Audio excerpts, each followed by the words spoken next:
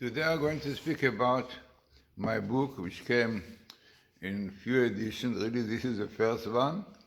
It came in Russian, French, Hebrew, English, definitely. So this is a book with the title Hinduism Back to Judaism, a book which is written here a deeper insight into the values of Judaism, values which have become essential in today's world of quest for a meaningful life. So definitely all based on Hebrew, but as you will see, everything translated nicely and clear. So the purpose of this book is because teaching the Yeshiva Or Sameach, Jerusalem, other places of people who return to Judaism, many of them spend time in India and studying really meditation, whatever it is. And then some of them realize there is some connection to Hebrew letters. So I saw the books which they really read before and gave them the interest to go to India to learn more about it. So I decided to show that what was our learning there, basically, if you find it in the Hebrew letters.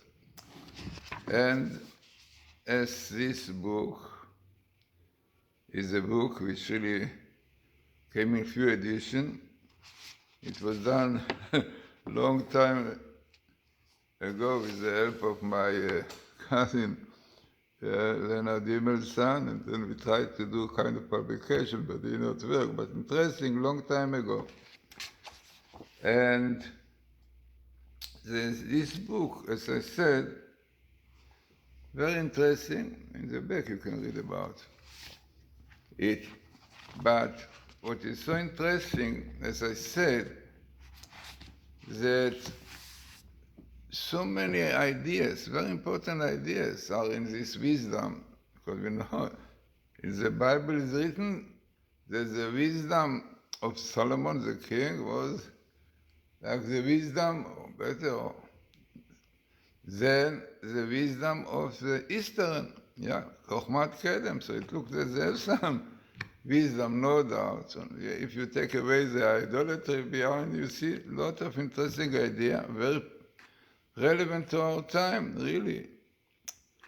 So what I mentioned in the back of this book as a conclusion, within the framework of the book, From Hinduism Back to Judaism, we have not tried to cover all aspects of Jewish or Hindu that shed light on the wisdom of Judaism as the wealth from which other cultures of the world draw their ideologies. Only through intensive study of the Jewish Torah can one see and recognize the truth of the Torah in comparison to other foreign cultures, which only have the seeds of truth which were taken from Judaism.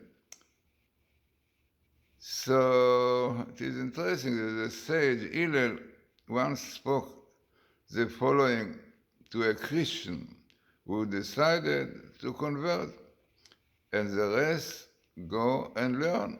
Without permanent and systematic study of Torah, there is no chance of approaching or recognizing the unique wisdom of Judaism. In relation to other cultures and religion, only one who inquires with a discerning eye can discover its source of wisdom and depth.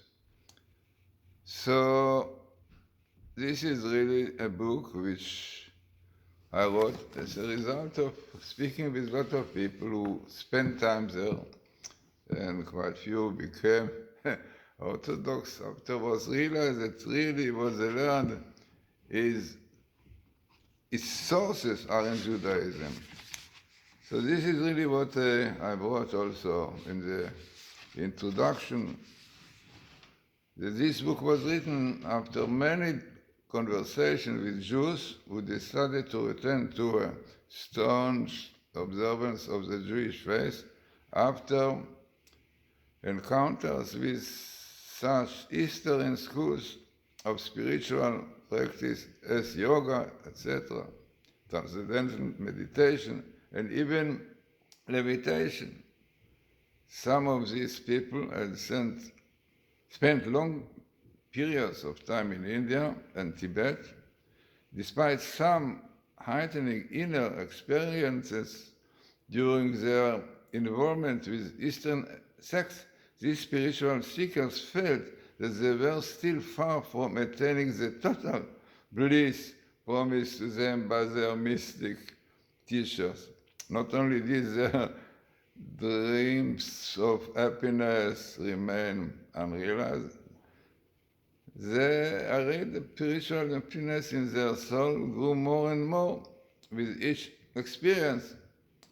This is because, according to our teachings, the nature of the Jewish soul is different than that of Gentile soul. We believe that the source of a Jewish soul lies in the upper world, and that it is possible to reach that source only through the strict adherence in the commandments of the Torah. So, it is interesting that among our Jewish youth, there are still many who wander aimlessly through the milieu of strange cults looking for peace and happiness. They don't know that the spring of true happiness lies in their inherent tradition of Torah. So, this is a book I wrote, and trying to really to touch the same subjects that the books of meditation, whatever you have about these ideas. And I brought in the beginning very, very important verse from Rabbi Menashe ben Israel. Yeah, it is known. He was about 200, more than 200 years ago, wrote a book which is called Soul of Life. So in Soul of Life, section 4, chapter 21, he says the following. And similarly, when he went down to Egypt, you speak about Abraham, yeah, and similarly, when he went down to Egypt and lived there, he taught this philosophy, after which he sent the sons of his concubines away from Isaac, while he was yet alive towards the east, to their holy land, India. They also disseminated this faith. Behold, you may see there are Abrahamites, Abraham, Brahmins, who are today called Brahmins. They are the sons of Abraham, our patriarch, and they were the first in India to spread this faith, as Apollonius Torionus, who spoke with them, and King Yercha, face to face, testified. And they spoke the truth from the seed of Abraham. This idolatry was created anew. From there, the new belief spread all over India, as it is evident from the writings of that period. Their faith, however, often thought of as Pythagoras' involvement, since it had disappeared from a few years, but he was not the originator. Also, this was a code following Alexander Polyster, who heard and studied it from the prophet Ezekiel, who was his mentor. So, very interesting ideas, definitely, that you see in this book. So, I want to really, if you will take the chapters of this book, it's unbelievable. Yeah? It is really air and health, soul and breath, healthy soul, healthy body, pure existence and the abyss, Brahm and Abraham, Veda and knowledge, Harana and glory, happiness for all creatures. Man is not above the animals. Happiness, honesty, harmony, faith and truth, stability in life, self-discipline, spiritual progress, giving and love, a lot. Really, the whole list is a lot. Happiness, contentment, and peace, spiritual awareness and divine illumination, the letter Shin, letter of truth and light, and full awareness, the key to perfection, sickness and health, religion and knowledge of God. So it is small part from the chapters. It will take a long time to read all of them. But let us see only the first one. Yeah, only the first one. We speak about air and health. And we see the connection to definitely the meditation, yoga, whatever it is. So the teaching of Hinduism explains that through proper breathing, a man can acquire certain life-giving energies which are drawn from an intangible cosmic center of the universe, and that these energies can create in him an optimal physical condition and can intensify the personal reality of his life. By the way, the translation of this book was done by people who themselves really went through this experience. They were in India learning all these wisdoms and then became religious, then yeshiva. So the English is beautiful English, as you will see yourself. And this is what I mentioned about the air. Now it is interesting that the same philosophy is expressed by studying the letters of the Hebrew alphabet. This is so important that all my books are in this line to show the greatness of the Hebrew letters. And this is exactly what you are going to see here, that letters in Hebrew alphabet clearly indicate to all this what they speak about, air and breathing and so on. Because God created the world through which this world revealed themselves, this letter.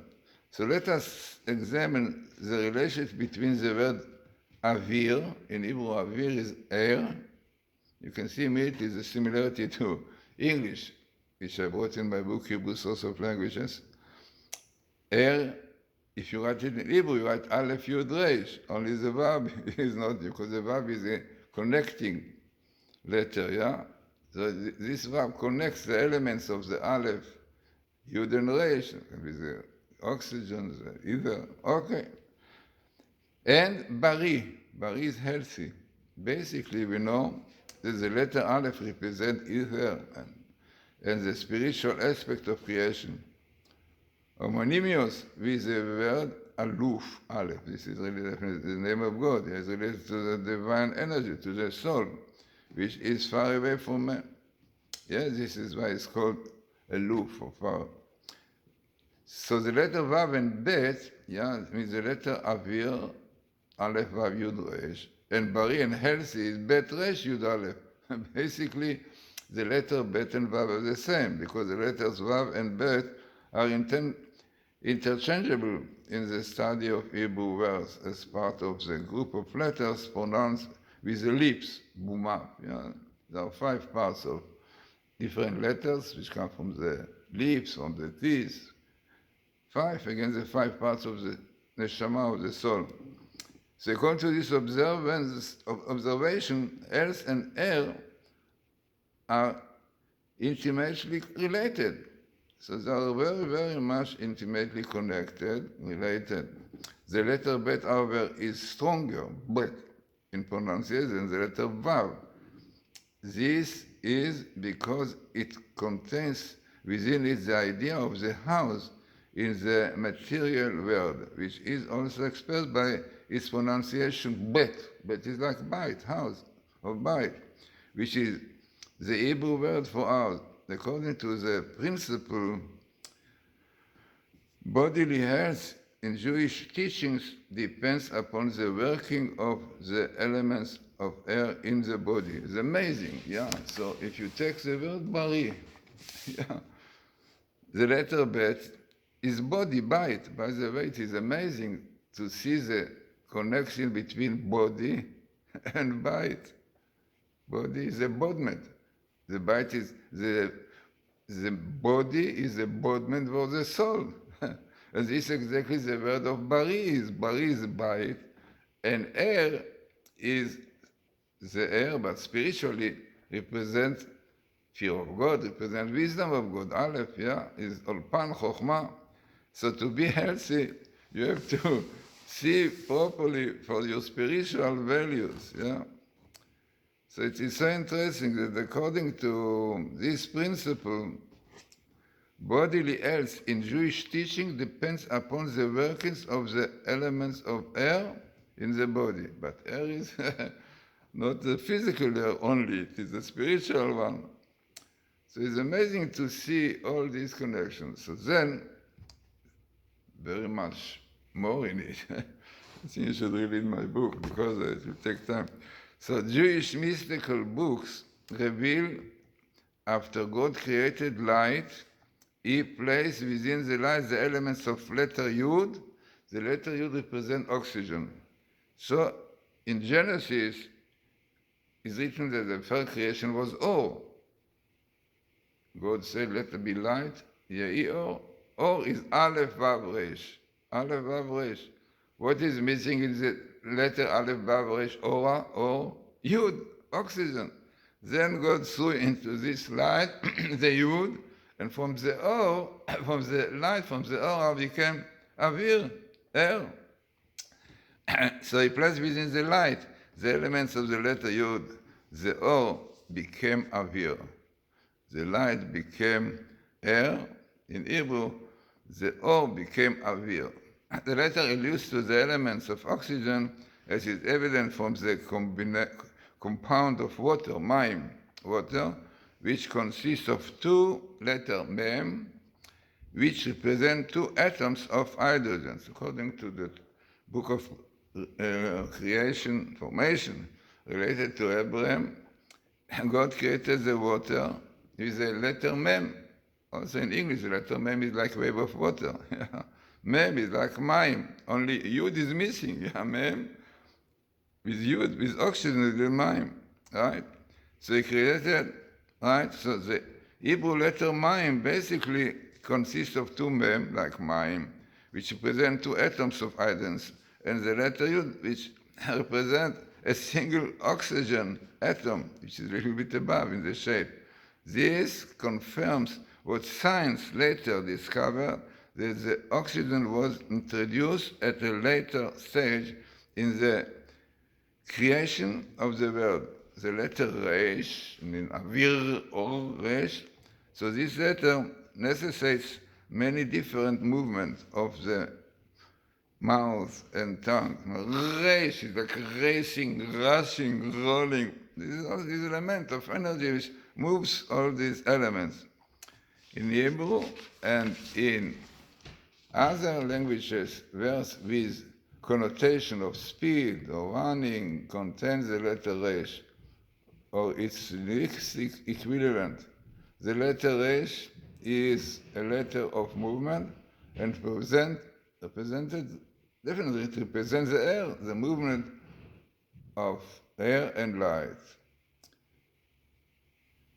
The elements in Avir and air from the word for air in many other languages as well. Aira, air, yeah, which very close to Hebrew, only shows the origin of it, which is Hebrew, because in Hebrew it has meaning, yeah. Also explain exactly what Aleph represents, what Yud represents, which is oxygen and Aleph later. When a man breathes the element of air into body, they fortify his physical health. This is seen from the word bari, health, and because the letter bet like bite, house, body, is analogous to the human body. This human edifice contains within it the element of Aleph and Yud and Resh, the same elements which are contained in the word Avir. It's exactly the same thing, right? In the air. And definitely the reverse other order of the four elements, Bari, as we said, you have in Bari the body with the air in it, and Avir reveals that once else is a reflection of proper breathing. Definitely, we speak about also proper learning Torah, spiritual values. It is very interesting that the Re'ah, which is Hebrew lung, is a part of man's body which contains all the elements of air, as indicated by the common letters Yud Resh. So Re'ah in Hebrew is exactly the letter of air, Resh Yud Aleph, air, Re'ah, Resh Yud Aleph, and A. And what is the A? So the element of these letters is the oxygen and movement, maintains the body through the A, the letter A, which represents the 5 parts of the lung. We have it's 5. It's 5 lobes. I call this lobes. I think of this. So Re'ah, lung, really is the part in man which contains the air. No, this is breathing. So really, so much more, but it will take a long time. The second chapter is soul and breath, because in Hebrew, neshama, soul is like neshima, the same letters. What is in neshima? In the neshima, in breathing, you have the oxygen, right? Because we speak about already something more physical. Neshama doesn't have the yud. But what neshama means, the letters, so there is a lot to discuss about it.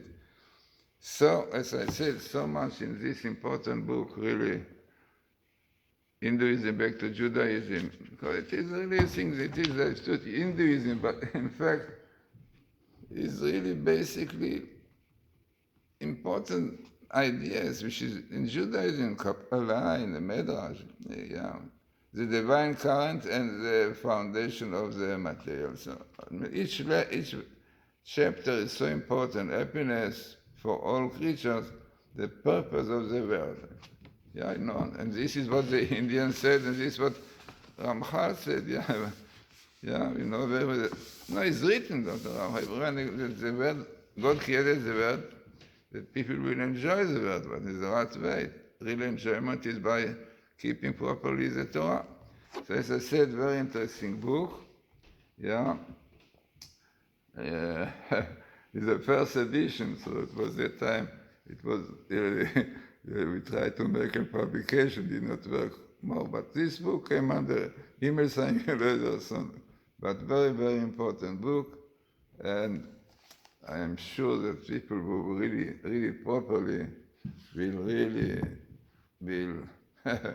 see the greatness of Judaism, happiness, honesty, harmony, all this goes together. How unfit desires extinguish the fire of truth. As I said, it was translated by people, I think a couple who were in India. They wrote their name here or not, maybe an introduction. And they said to me, we'll translate your outstanding book. So this is what I wrote in the introduction. It is my hope that the book will open many eyes to the splendor of the Jewish world, whose brilliant light influences our world and the world behind our comprehension.